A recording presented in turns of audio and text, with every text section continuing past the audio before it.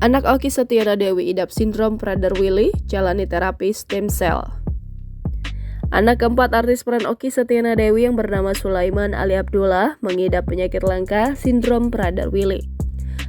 Rupanya sindrom itu mulai terdeteksi ketika putra Okky Setiana Dewi berusia 4 bulan.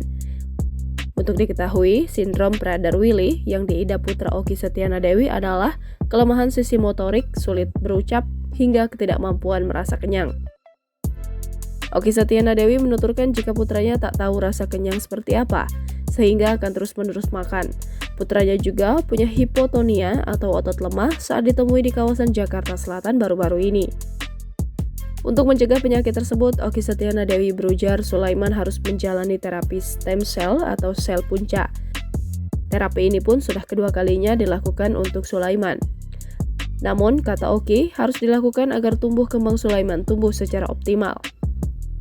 Profesor Debbie Finsky, dokter yang menangani Sulaiman, membenarkan jika ada sindrom Prader-Willi, kelainan pada kromosom nomor 15 dari akibat yang ditimbulkan bisa diatasi dengan stem cell.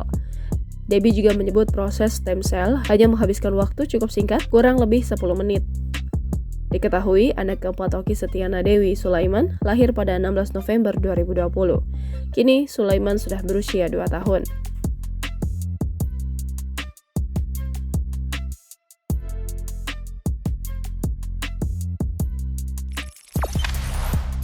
Jangan lupa subscribe, share, komen, dan like ya!